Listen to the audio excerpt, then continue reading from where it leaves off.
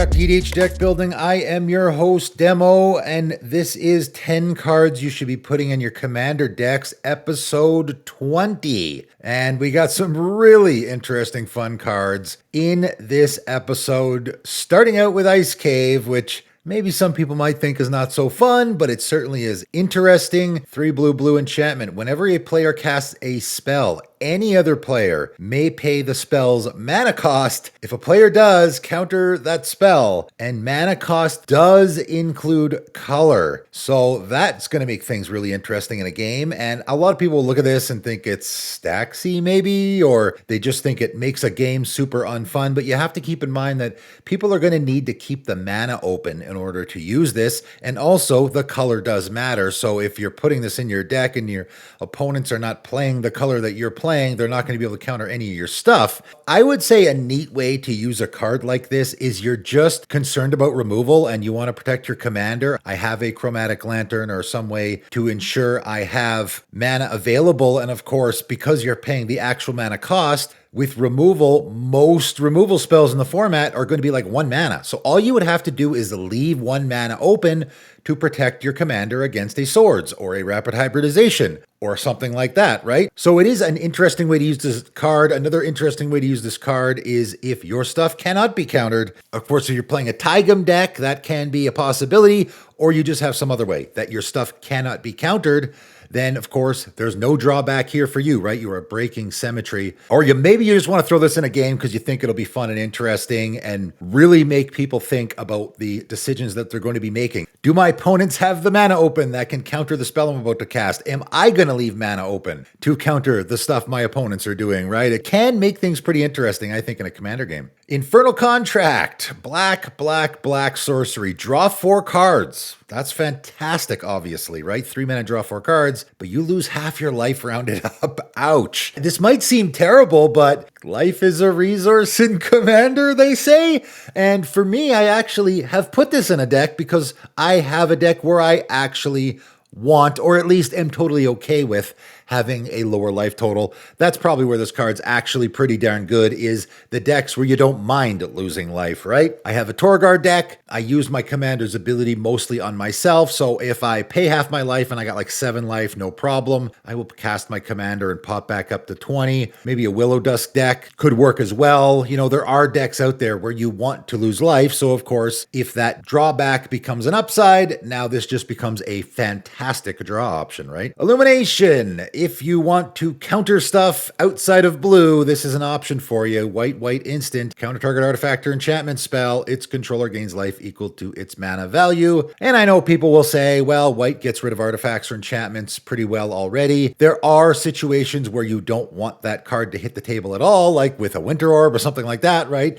There are certain cards that you don't even want them to hit the table. But ultimately, you're probably just playing this card because you think it's funny to counter your opponent's stuff in white. If you just want to have that funny gotcha moment where you're casting a white counterspell, here's an option for you. Illusionary Terrain is a really funny card that I'm actually surprised does not see more play. Blue enchantment. And again, with the cumulative upkeep, I have mentioned so many cards already on my channel with cumulative upkeep. People tend to shy away from them because, of course, they're mana intensive. This one actually has cumulative upkeep too, so it can get really mana intensive, but typically, and I would say almost always is the case, if you see a card with cumulative upkeep, it's probably because it has a really powerful effect. Most of them do. So as it enters the battlefield, choose 2 basic land types. Basic land types are the first chosen type, become the second chosen type. Oh boy, that is actually a really powerful effect. So you can like really screw with your opponents and in some cases completely shut them off. Your opponent's playing a mono green deck. Well, you're just going to choose forest and mountain, and now all forests become mountains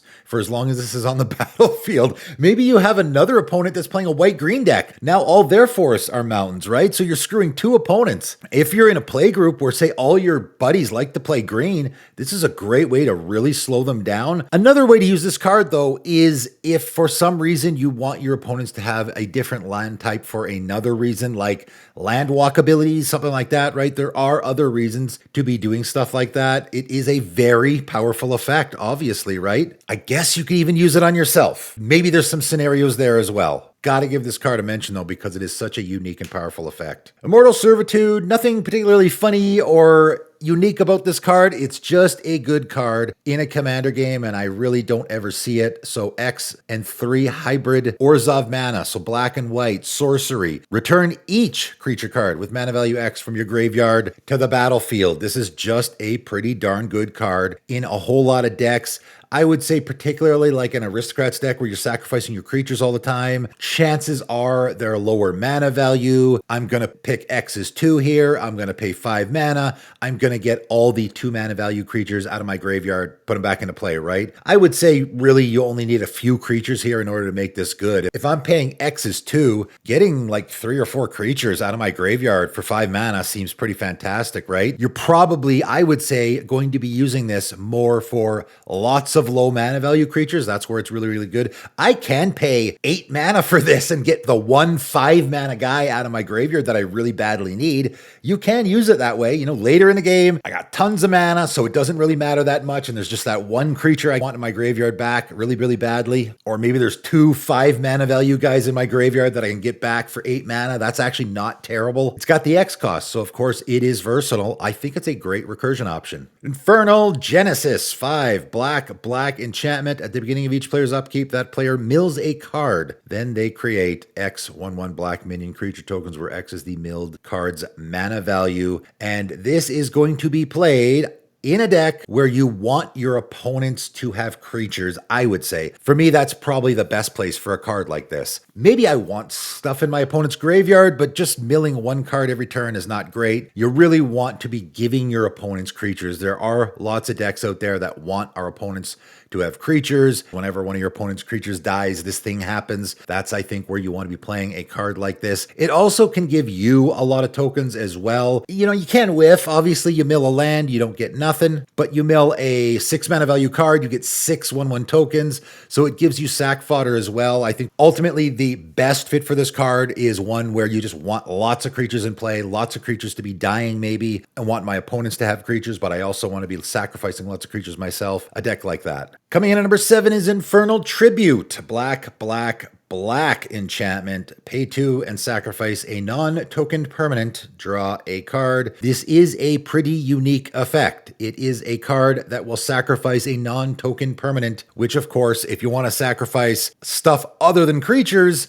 in your black deck, it can get a little difficult. In fact, just sacrificing a non-token permanent in general is a pretty rare effect in the game of Magic in any color. There's actually not a lot of cards that will just sacrifice any permanent. You can't sacrifice tokens here, but you can sacrifice anything else. Enchantments, lands, artifacts, planeswalkers, you know, whatever the case may be. Maybe you just happen to be playing a mono black artifact deck and you want more things that can sacrifice your artifacts. This is a great way to do it. Maybe you're playing a mono black enchantment deck like that Ephemia deck. I definitely would put that in there. It is a pretty unique and powerful effect. And if you want to be sacrificing permanents, Induced Amnesia is a pretty great one. 2 and a blue enchantment. When Induced Amnesia enters, target player exiles all cards from their hand face down, then draws that many cards. When Induced Amnesia is put into a graveyard from the battlefield, return the exiled cards to owner's hand. So this is a pretty unique effect, and it is also a card that can be used in a lot of different ways. Of course, it is target player. So, as I say all the time,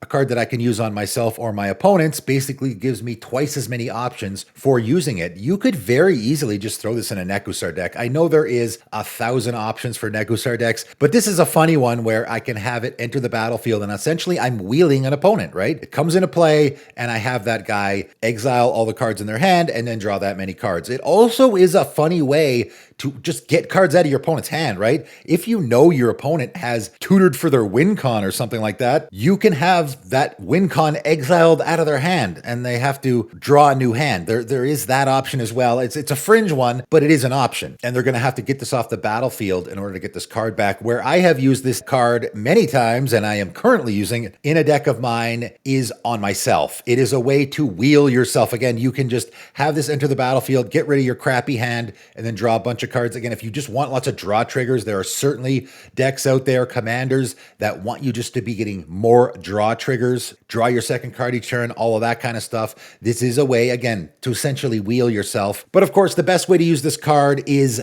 I have it enter, I exile the cards from my hand, I draw that many cards, and then I get it off the battlefield somehow, right? Now, of course, I can't bounce it or exile it. It's got to go to the graveyard from the battlefield in order to get that last trigger so that I'm basically doubling my hand size. I have this in my Niambi deck because I have lots of those sacrifice permanent type of effects where I can have this come into play and then sacrifice induced amnesia and basically double my hand size. There's not a lot of decks doing that, but there definitely are a few, and that is a great way to use this card. All right, I'm going to end off with a couple of cards here that are insanely wordy. In fact, I talked about both of them in a video I did a couple years back talking about insanely wordy cards that are actually pretty good, though, in the Commander format. And again, sometimes you look at cards like this and you're like, oh, there's so many words. And again, you got to read the errata text because the old wording is just insanely confusing. Funny enough, the errated version is even more wordy than the original version in the case of Illusionary Mask. Luckily for us, this card was reprinted in the 30th anniversary edition, and this is pretty much the only good thing about 30th anniversary edition is some of these old, really confusingly worded cards have been errated with new text. But this is an incredibly unique and incredibly powerful, in some cases, effect that you could probably find a few different ways to use it. So a 2-mana artifact, and you will pay X. You may choose a creature card in your hand whose mana cost could be paid by some amount or all amount of the mana you spent on X. Let's ignore that. That's a confusing part that they put in there for just sort of certain rule interactions. Let's essentially ignore that. Basically, you're going to pay X and you're going to choose a creature card in your hand. If you do, you may cast that card face down as a 2/2 creature spell without paying its mana cost. If the creature that spell becomes, as it resolved, has been turned face up and would assign or deal damage, be dealt damage, or become tapped. Instead, it's turned face up and assigns or deals damage, is dealt damage, or becomes tapped, activate only as a sorcery. Like, that is so insanely confusing. It's crazy. I know. This is essentially morphing a creature. Okay, that's what's happening, right? You're putting it face down as a 2/2 creature. This was like the original morph card. The first part can be really confusing. I mean, it's all really confusing. The first part about that amount of mana essentially means you can just pay more mana than the card's mana cost. I don't know why you would ever do that, but you can do it if you want to. But you need to pay essentially X is the mana cost of that card, right? So if I have a 5 mana value creature, I'm going to put 5 into X and put it into play. The card will be turned face up, of course, if you have another way to turn it face up, right? If I'm playing an Ixodor deck, now I can use my commander's ability to turn that card face up. That's what the ability is literally doing. If I have some other way to turn it face up, like it's an actual morph card, I don't know if you would ever do that because, of course, casting it as a morph card face down is probably easier because you only have to pay 3. Here you have to actually pay the mana value of the card. So maybe in a situation where the actual mana value of the card is cheaper than paying the 3 that you would normally pay for a morph card, I think you probably want to play this outside of a morph deck. Again, maybe that Ixodor deck is the one case where Illusionary Mask is, okay, now I can morph creatures that don't have the morph ability and then turn them face up with my commander. You can have some other way to turn them face up, or if it would assign or deal damage, or be dealt damage, or become tapped, right? Any of those scenarios, and of course, any of those scenarios is super easy, it will turn face up. So it's actually really easy to turn those creatures face up. Now, of course, someone would say, well, why the heck would we do this? Other than being sneaky, and it's of course kind of a funny card, why would we pay the mana for a card to put it face down just to have it flip face up? Probably the main way to use this card, other than I just want to put creatures face down. There are few commanders, again, like Ixodor, that just want face down creatures. You can cheat mana value here, of course, by putting mana into an ability, right? So a Val deck, for example, I'll throw that out as one example for a way to use this card. Now I can use Val's ability, the mana that my commander is making, to basically cast the creatures from my hand, right? Because of course, I'm going to put that mana into this ability. And when I do, now I'm essentially using my commander to cast the creatures from my hand, right? That's another way to use this. You just have some way to put mana into this ability, whether it's just use this mana only for activated abilities, right? Or only for this or only for that. Karn Legacy Reforged is a great way to use this card, right? At the beginning of your upkeep, add colorless for each artifact you control. This mana can't be spent to cast non-artifact spells. Until end of turn, you don't lose this mana. So if I want to put, say, some Eldrazi in my Karn Legacy Legacy Reforged deck, of course, you can't cast Eldrazi with your Karn, but I can use my commander's ability to put mana into my Illusionary Mask, which I can then use to cheat the Eldrazi into play, right? So sort of a roundabout way of using this card to cheat mana costs, I think is one of the best ways to use it. Let's move on. Ice Cauldron, I'm going to end off with here. Another incredibly wordy card. And again, another card where the errata text is just about as wordy as the original text, maybe worse. So a 4-mana artifact, pay X and tap. You may exile an online card from your hand. You may cast that card for as long as it remains exiled. Put a charge counter on Ice Cauldron and note the type and amount of mana spent to pay its activation cost. Activate only if there are no charge counters on Ice Cauldron. Tap, remove a charge counter from Ice Cauldron. Add Ice Cauldron's last noted type and amount of mana. Spend this mana only to cast the last card exiled with Ice Cauldron. So, funny enough, this is again a sort of a mana sink, right? It's an X ability with that generic mana that we can dump mana into. So again, will work in that Karn deck, right? We can just take that mana and dump it into our Ice Cauldron and essentially foretell a card. The wording here is very confusing, but essentially what Ice Cauldron is, it's the original foretell card because it is doing foretell before foretell existed. Now, the mana you're putting into it can then be used essentially for the second ability, right? Again, there's a lot of confusing wording here, possibly for a lot of players, but essentially what you're doing is you're putting mana into the first ability, and however much mana that is, you are then going to use it with the second ability, right? I'm going to tap this, put whatever mana I want, and color, of course, does matter here. I'm going to exile a card from my hand, then likely on the next turn,